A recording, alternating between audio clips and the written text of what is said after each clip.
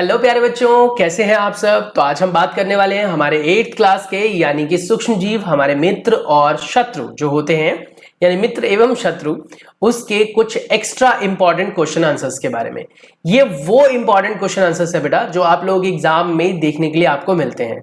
हमने कुछ यहाँ पर क्वेश्चंस का कलेक्शन लिया है और जिन क्वेश्चंस को अगर आप कर लेते हैं, आप लोग लिख लेते हैं, याद रख लेते हैं, तो आपके एग्जाम में इस चैप्टर से रिलेटेड जितने भी क्वेश्चंस आने वाले हैं वो आप आसानी से कर सकते हैं। और ये गारंटीड है कि अगर इस चैप्टर से आपके 4 क्वेश्चंस 5 क्वेश्चंस बनते हैं तो वो सभी क्वेश्चंस, एक तो ये जो हमारी वीडियो है और एक इससे पिछली वीडियो जिसमें हमने अभ्यास के प्रश्नोत्तरों को पढ़ा था और सीखा था, अगर ये दोनों वीडियोस देख लेते हैं, लगभग पिछली वीडियो हमारी 9 मिनट की थी, लगभग 8.5-9 मिनट की, और ये वीडियो भी लगभग उतनी ही रहने वाली है। अगर आप 16-17 मिनट एजुकेशन में लगा लेते हैं तो आपको ये गारंटीड है कि इस चैप्टर के सारे क्वेश्चंस आप कर पाएंगे। तो चलिए जानते हैं कि आखिर कौन कौन से क्वेश्चन का सिलेक्शन मैंने यहां पर लिया है जो आपके एग्जाम में पूछे जाते हैं बेटा।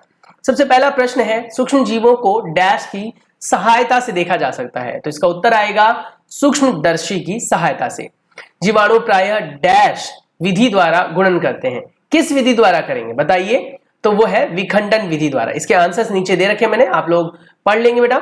उसके बाद है, रोग पैदा करने वाले सूक्ष्म जीव डैश कहलाते हैं, रोगाणु या फिर रोगवाहक। उसके बाद है प्रश्न जो नेक्स्ट है, रोगाणु द्वारा उत्पन्न किए गए विषैले पदार्थ डैश कहलाते हैं, यानी उन्हें हम क्या कहते हैं? उन्हें हम कहते हैं रॉक्सिन। उसके बाद है, शैवाल अपना भोजन स्वयं तैयार करते हैं क्योंकि डैश क्रिया कर सकते हैं।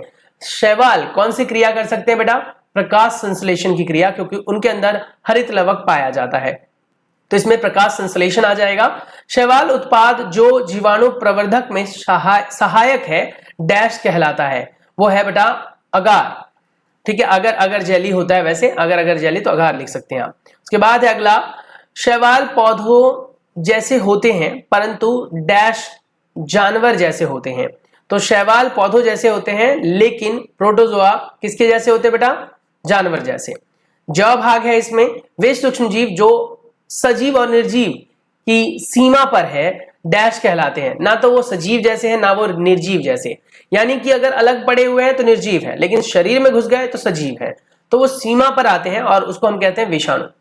मशरूम क्या है बेटा? एक शैवाल है। उसके बाद मछली क्या है? मछली का मुख्य स्रोत क्या है? तो बेटा आ जाएगा इसका कवक। और मशरूम शैवाल में आते हैं, वैसे कई जगहों पर मशरूम को कवक में भी लिखा गया है। उसके बाद है प्रश्न संख्या जो 2 है, रिक्त स्थानों को भरना है। अमीबा डैश रोग फैलाता है। अमीबा कौन सा रोग? पेचिस रोग। ठीक है, अमीबा यहां पर ये एक अमीबा आना चाहिए। अमीबा पेचिस रोग फैलाता है। डैश द्वारा त्वचा रोग रिंग वॉर्म फैलाता है, कवक द्वारा। ग्रंथि युक्त पौधों की जड़ों में नाइट्रोजन स्थिरीकरण जीवाणु पाए जाते हैं, उन्हें हम राइजोबियम कहते हैं। गेहूं के पौधे में कवक द्वारा फैला गया रोग रस्ट कहलाता है। सभी मशरूम डैश नहीं होते, खाने योग्य नहीं होते। दही जमाने वाले जीवाणु को लैक्टोबैसिलस कहते हैं बेटा। सामान्य जुकाम विषाणु द्वारा होता है। पेनिसिलिन की खोज अलेक्जेंडर फ्लेमिंग ने की थी। और सजीवों का वर्गीकरण डैश विशेषताओं पर निर्भर करता है, यानी समान विशेषताओं पर। कीट जो वाहन का काम करते हैं उन्हें हम रोगवाहक या वाहक भी कहते हैं। उसके बाद है तीसरा प्रश्न, सूक्ष्मदर्शी को हमें परिभाषित करना है बेटा। सूक्ष्मदर्शी क्या है? यह एक प्रकाशीय यंत्र है जिसके द्वारा छोटे छोटे सूक्ष्मजीवों को देखा जाता है। यह आप लिख लेंगे। प्रश्न संख्या 4 है, कौन से सूक्ष्मजीव सजीव और निर्जीव की सीमा पर आते हैं? वो है विषाणु। किन्हीं 4 प्रतिजैविकों के नाम लिखने हैं, पेनिसिलिन, स्ट्रेप्टोमाइसिन, टेट्रामाइक्लिन और यह है आपके पास ग्रामेसिडीन। उसके बाद बेटा नेक्स्ट है छठा, सूक्ष्मजीव क्या है? सूक्ष्मजीव वे छोटे जीव होते हैं जिन्हें नंगी आंखों से नहीं देखा जा सकता, उसको हम यंत्र द्वारा देख सकते हैं। 7वां है, क्या सभी सूक्ष्मजीव का आकार समान होता है? नहीं, सभी सूक्ष्मजीवों का आकार समान नहीं होता। 8वां है, सूक्ष्मजीवों में मुख्य वर्गों के नाम लिखिए। वो है जीवाणु, कवक, प्रोटोजोआ, शैवाल और विषाणु। 9वां है, धीमी गति से वृद्धि करने वाले सूक्ष्मजीवों के उदाहरण दीजिए। यह है बेटा आपका माइकोबैक्टीरियम ट्यूबरकुली, यानी ट्यूबरकुली कह सकते हैं हम, ट्यूबरकुली, और माइक्रोबैक्टीरियम लेप्रे। उसके बाद है नेक्स्ट बेटा 10वां, तेज गति से वृद्धि करने वाले सूक्ष्मजीवों के उदाहरण देने हैं। वो है बेटा आपके पास सियोडोमोनास और एंट अमीबा कॉली, ठीक है, एंट अमीबा कॉली, वो भी शायद एंट अमीबा ही था जो हमने ऊपर काट दिया था बेटा, ये भी एंट अमीबा ही आएगा, डैश रोग फैलाता है, तो यहाँ पर एंट अमीबा ही है वो, ठीक है, ये आप ठीक कर लेना। ओके, उसके बाद नेक्स्ट है तेज गति से, ये हो गया। कवक के दो वर्गों में कौन कौन से आते हैं, और ये आते हैं बेटा आपके पास कौन कौन से कवक के दो वर्गों में आते हैं, खमीर और उल्ली। प्रश्न संख्या 12, अमीबा सूक्ष्म जीवों के किस वर्ग में आता है, तो वो आएगा बेटा प्रोटोजोआ के वर्ग में। जीवाणु द्वारा फैलने वाले रोगों के नाम बताने हैं बेटा, और जीवाणु द्वारा फैलने वाले रोग हैं जैसे पोलियो, पेचिस, सर्दी जुकाम, ये तो खैर बुखार आप लिख सकते, सर्दी बुखार नहीं लिख सकते जीवाणु में, ये काट देना आप, ठीक है, क्योंकि ये विषाणु द्वारा फैलता है। फ्लू लिख सकते हैं, खसरा लिख सकते हैं। प्रश्न संख्या 14, वैसे बुखार फैलता है, बुखार आप लिख सकते हो, क्योंकि बुखार बेटा ज्यादातर जो है वो जीवाणु से ही होते हैं हमें। रोगजनक सूक्ष्मजीव क्या है जिनसे मनुष्यों के अंदर बेटा रोग पैदा होते हैं। प्रश्न संख्या 15, जानवरों के शरीर में सूक्ष्मजीव कहाँ रहते हैं, वो उनके नाक में, गले में, मुंह में, पाचन तंत्र में पाए जाते हैं। उसके बाद बेटा है अगला 16, सबसे पहले जीवाणु किसने और कब देखा था, तो ये है बेटा एंटोन वेन ल्यूनहॉक कहते हैं वैसे, 1675 में। एक जीवाणु का सामान्य आकार क्या है, कितना बड़ा होता है, तो वो होता है बेटा 1.25 माइक्रोमीटर के बराबर, यह है माइक्रोमीटर, यानी 1 मीटर का 1000वां हिस्सा, माइक्रो मिलीमीटर भी हो सकता है ये।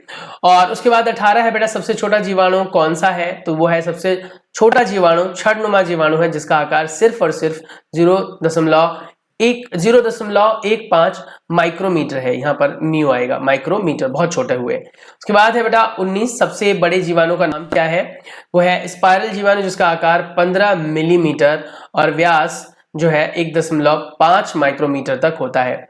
उसके बाद है 20वां, जीवाणु के 2 उदाहरण लिखने हैं, वो है बेटा जीवाणु के उदाहरण लैक्टोबैसिलस और सियोडोमोनास। उसके बाद है 21वां, नीले हरे शैवाल का उदाहरण दीजिए, वो है नॉस्टक और एनाबिना और ऑसिलेटोरिया। उसके बाद है 22वां प्रश्न, नीले हरे शैवाल उर्वरक के रूप में क्यों उपयोग किए जाते हैं, क्योंकि ये नाइट्रोजन के फिक्सेशन में मदद करते हैं। उसके बाद है नेक्स्ट, एक वर्ष में नीले हरे शैवाल धान के खेत में कितनी नाइट्रोजन का स्थिरीकरण कर सकते हैं, वो लगभग कर सकते हैं 625 किलोग्राम नाइट्रोजन प्रति वर्ग किलोमीटर, यानी 1 किलोमीटर में 625 किलोग्राम नाइट्रोजन बना सकते हैं, वो बहुत ज्यादा है। 3 डाइटमो के नाम लिखिए, वो है पिनुलेरिया और साइकोलोटेला और उसके बाद है नेविकुला। उसके बाद है 25वां बेटा, सड़क के किनारे पर उगी कवक के 2 उदाहरण दीजिए, मशरूम और फल बॉल्स और टोड बॉल्स। उसके बाद है नेक्स्ट, उस सूक्ष्म जीव का नाम लिखिए जो प्रतिजैविक रोधक वाला है, वो है माइकोप्लाज्म, यानी प्रतिजैविक रोधकता मतलब कि इनके ऊपर प्रतिजैविकों का कोई असर नहीं पड़ता। किण्वन क्रिया में खमीर क्या उत्पन्न करते हैं, वो है इथाइल अल्कोहल, कार्बन डाइऑक्साइड।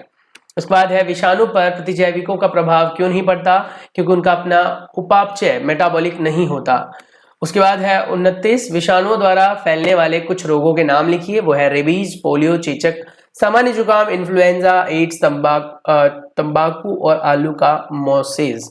उसके बाद है 30वां बेटा, कौन सा शैवाल खाने के काम आता है, वो है लाल शैवाल और पोरीफायरा।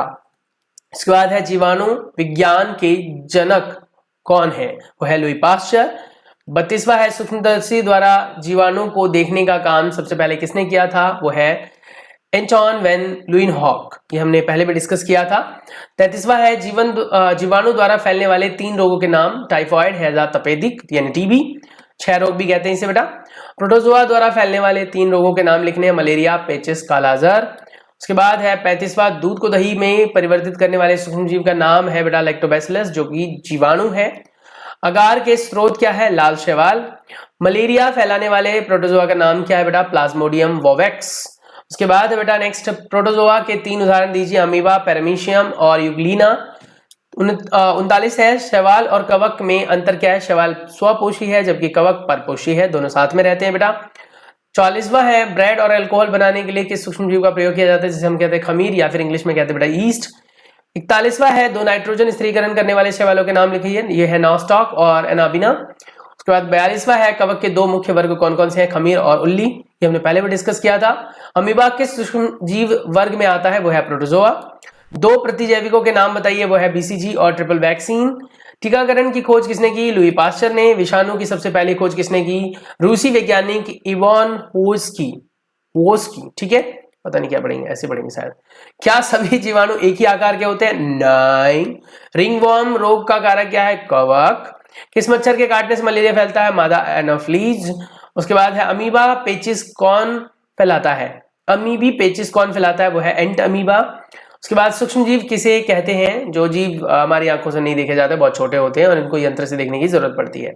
सूक्ष्म जीव कितने प्रकार के होते हैं? वही भैया 5 प्रकार के होते हैं। सूक्ष्म जीव कहाँ पाए जाते हैं? सूक्ष्म जीव हर स्थान पर पाए जाते हैं। 2 ऐसी बीमारियों के नाम बताइए जिनकी रोकथाम टीके द्वारा की जा सकती है। वो है हैजा, क्षय रोग, पोलिया, हेपेटाइटिस।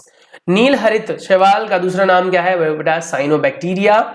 साइनोबैक्टीरिया मतलब नील हरित शैवाल। नील हरित शैवाल के 2 उदाहरण दीजिए। वो है नॉस्टॉक, एनाबिना और ऑसिलेटोरिया। उसके बाद है नेक्स्ट बेटा हमारे पास 30 ये क्या हो गया? 36 कैसे हो गया? 56 आएगा बेटा, यहाँ पर मिसप्रिंट है। ठीक है, 56 और ये 57।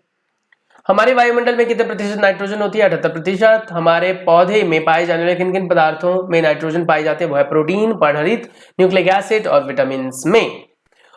59 है कौन सी जीवाणु वायुमंडल के नाइट्रोजन के स्थिरीकरण में सहायक है? वो है बेटा लेग्यूमिनस पौधे, यानी कि जो फलीदार सब्जियां होती हैं उनकी गांठों में राइजोबियम नाम का बैक्टीरिया पाया जाता है जो कि नाइट्रोजन फिक्सेशन में हेल्प करता है। उसके बाद बेटा है नेक्स्ट 60वां प्रश्न, एक कोशिकीय सूक्ष्म जीव के 2 उदाहरण दीजिए। वो है जीवाणु, नीलहरी शैवाल और प्रोटोजोआ। बहुकोशिकीय जीव के उदाहरण है, बहुकोशिकीय नहीं है बेटा, बहुकोशिकीय है ये, शैवाल तथा कवक। अकेले रह सकने वाले सूक्ष्म जीव कौन से हैं? वो है अमीबा जो कि पानी में रहता है। समूह में पाए जाने वाले सूक्ष्म जीव कौन से हैं? कवक व जीवाणु। प्रतिजैविक किस काम आते हैं? ये रोगों के उपचार में काम आते हैं। प्रतिजैविक किन सूक्ष्म जीवों से बनते हैं? जीवाणु या कवक से। प्रथम एंटीबायोटिक कब और किसने बनाई? अलेक्जेंडर फ्लेमिंग ने 1929 में, जिसका नाम था पेनिसिलियम। अब ये सारे प्रश्न ऐसे प्रश्न है बेटा जिनको अगर आप ध्यान से पढ़ लेते हैं, समझ लेते हैं, सुन लेते हैं तो बस 12-13 मिनट में आपने बहुत कुछ पढ़ लिया। तो मिलते हैं नेक्स्ट वीडियो में, तब तक के लिए अपना बहुत सारा ख्याल रखें। ये प्रश्न बहुत जरूरी है, इसे आप किसी भी कॉपी में लिख सकते हैं, क्रॉस चेक कर लेना बेटा, गूगल पर एक बार टाइप करके चेक कर लेना, कोई मिसप्रिंट ना हो, क्योंकि एग्जाम में आपको बैठना है और अच्छे मार्क्स लेने हैं, तो पूरी मेहनत कीजिए आप लोग। ठीक है, good luck for your exams and test. अपना खुद का ग्रोथ करते रहिए, माँ बाप का नाम रोशन करते रहिए। Take care, bye bye.